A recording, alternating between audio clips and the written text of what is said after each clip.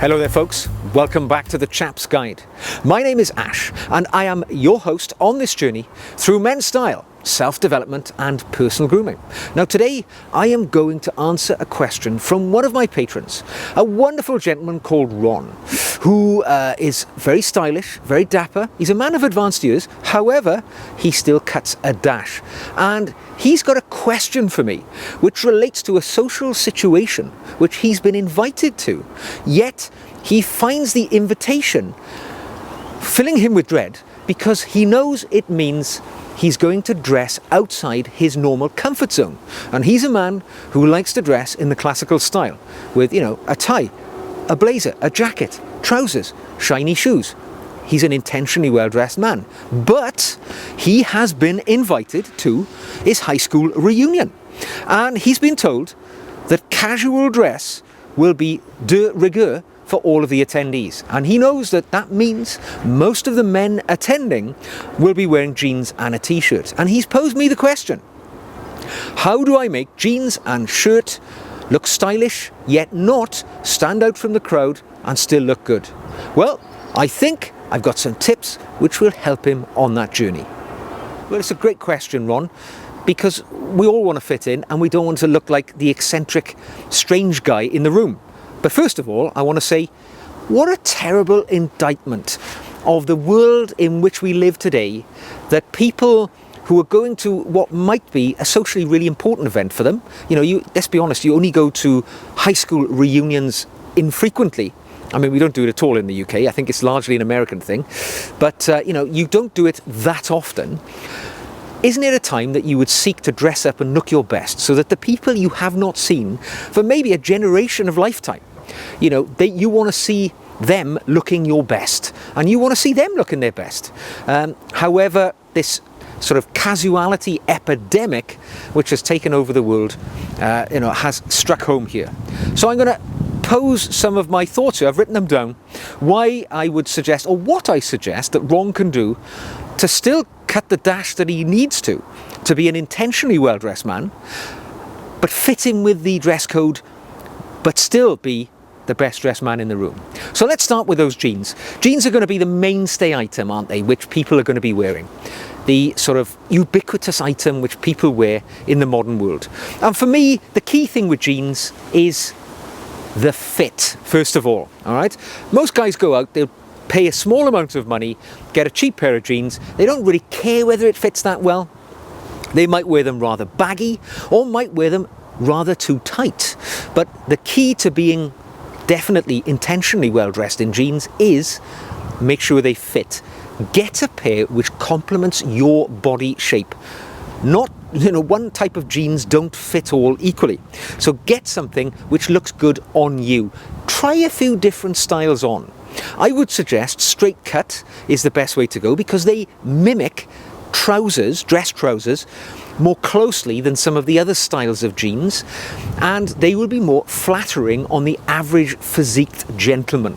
All right, something which is too tight, makes you look like you've got sparrow legs, is not going to look good for you. Neither is something which is too baggy and totally shapeless.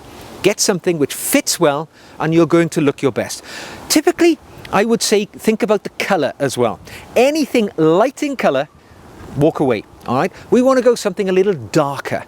The darker the better to some degree, not necessarily black, but maybe a darker blue colour. Something like an indigo, all right, because again, it's more flattering, makes you look taller, elongates the body shape, and it is definitely going to be probably the best outcome to look smart, but still fitting in with the crowd broadly. And I mean, let's be honest, the more you spend on your jeans, to a degree, the quality might count here because you'll get better colours, you'll get the better fits. And don't forget, if you can't find a pair off the shelf that fit you too well, maybe it's a little too baggy, or the trousers are a bit, baggy again, take them to a tailor. Invest a small amount of money and get them tailored to fit you. It will make all of the difference in the outcome, in the way that you look. So there we go. Just think about the jeans. Jeans are the big thing. Then the shirt. Now, if it's jeans and shirt, the shirt's going to make a lot of impact when you meet people, because nobody really looks at jeans. It's the shirt which draws the eye. Now, I'm going to suggest, for a mature gentleman, which I happen to know Ron is, I would be going for a button-down collar shirt, because this gives a really nice middle ground between a dress shirt and maybe a polo shirt. It just cuts a nice, central point in the levels of formality, because button down suggests casual, but because it's got a shaped collar, a stiff collar, it means you kind of fit into both camps. You're going to look good. Now, when it comes to the body of the shirt, I would suggest maybe go for something of a single colour, or maybe a very simple muted pattern. All right, something quite plain. We don't want to be going for anything which is gregariously coloured or have large logos or graphic emblems on them, because these are going really to detract from the classy appearance that we are trying to project. Keep it simple, as is the case so many times when it comes to men's style. Keep it simple. There we go. Subtle patterns, no logos. Yeah, we talked about that. The other thing you've got to think about is whether you're going to tuck it in or let it billow out. Now, my suggestion is always going to be tuck it in. Kind of depends on your physique. I know Ron is a lean gentleman who is stylish, so for me it would be tuck it in all day long. It's the stylish way to wear your trousers. But if you're maybe a heavier man with a bit more flesh to cover up, you might want to go untucked, because it might be more comfortable, might be more just in style with the way that you would prefer to be seen. So up to you, but for me, the stylish man always tucks in his shirt. So moving on, what else can we do to elevate ourselves from all of the other fellows in the room who are going to be wearing their jeans and their shirts? Well, think about some layering here. Just because the general consensus is it's jeans and a shirt, doesn't mean to say you have to rigidly adhere to that. You can, of course, include something yourself. Maybe, if it was here in this country, I would be definitely talking about a tweed jacket, because it fits so well with jeans. I got a feeling you might be in a warmer part of the world, so maybe tweed might be a little too stifling, depending on the time of year and the temperature. But tweed, definitely, again, lovely middle ground between formal and casual. Goes well with jeans as well. The other thing, if tweed's a bit too much, if you don't want to wear a blazer, maybe a quite casual blazer, a non-sort of stylish blazer. What I mean non-stylish, a non-fitted blazer, something quite like a travel jacket, something which is definitely meant to look like a jacket, but isn't too structured, a non-structured jacket, I'm trying to say. Cuts that middle ground as well. Maybe a Harrington jacket is a really good place to be, because again, you get a lot of the benefits of wearing a jacket, extra level of style, but it's not formal. So it allows you to occupy that space of just being that tier above everybody else, yet still conforming to what one would argue is a very casual way to dress. Or in addition, if you're not going for the Harrington, maybe something like a lovely sweater, maybe a thin cashmere sweater over that shirt might be just enough to boost you up, make you look a little better. Now, that's kind of all the major things. Now we need to look at the extremities and the accessories, because if everybody's going to be dressing quite similarly, they're wearing jeans and a shirt, what we need to do is to enhance our appearance by focusing on those details. So the shoes, for a start. If you're wearing jeans and you're going to an event like this, it's kind of, you want to look your best. So we're not wearing scruffy, dirty trainers or anything like that. I would say, for me, in a scenario as we've just described, I would be looking to wear maybe a pair of desert boots, because they're just that nice combination of casual but quite smart, or chukka boots, something of that nature, if you want a bit of leather opposed to suede. Alternatively, maybe loafers, quite casual, go well with jeans. Could even be brogues. Full brogue shoes, wingtip shoes, have the ability to really morph themselves along with quite stylish clothing. So give that a go. What else could you wear? You could talk about sort of hybrid shoes. These shoes which have a sort of sneaker sole with a more dressy upper. These are increasingly popular these days, and they would be a good thing. This is one of those few places you could probably employ them and it's going to look well. So think about the old hybrid shoe. Maybe a very clean sneaker, a training shoe, maybe something like a white leather shoe, classically elegant. Not all gentlemen like them, and when I mention them, people often, call me the devil incarnate because they hate sneakers for style. But it has crept into the lexicon of men's style over the years. I think you could definitely employ that sneaker in a situation like that. And depending on where you are in the world. If you're in America and you're in a certain part of America, maybe Western style footwear could be the thing.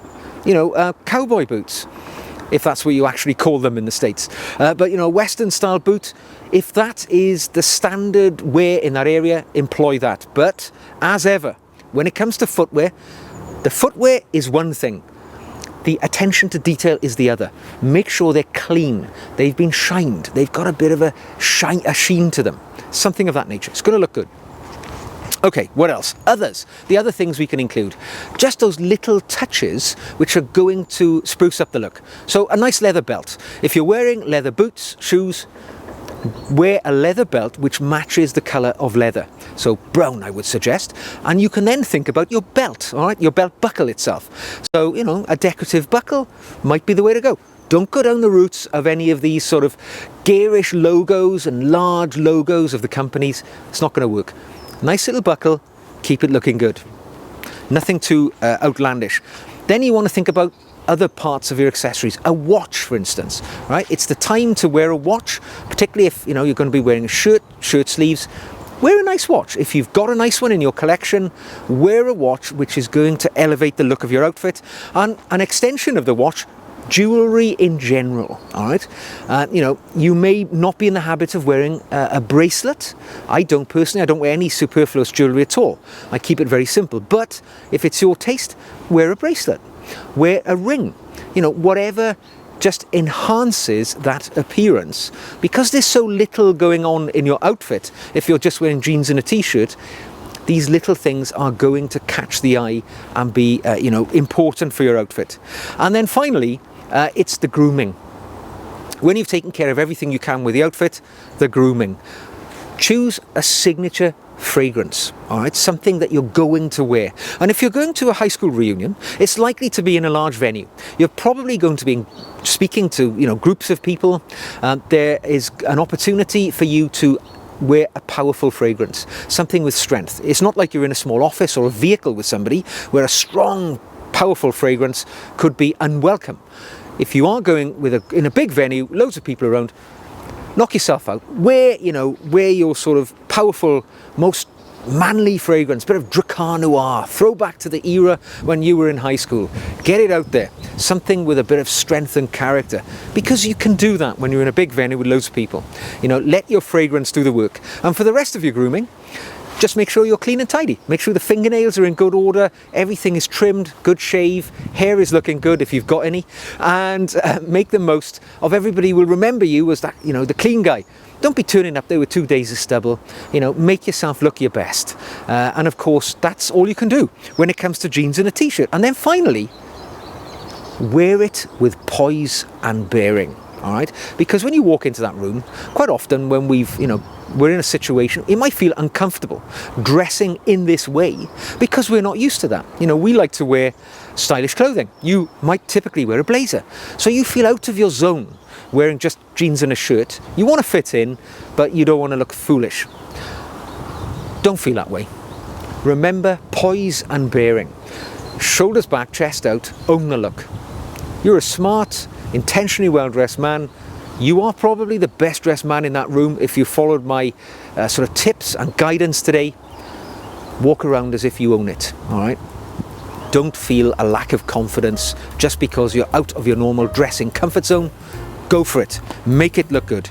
Remember, the goal is to look effortlessly stylish and smart and well presented. And I'm sure if you do that, you will own the room. So until the next time, take care. And I'll see you again very soon. Stay warm.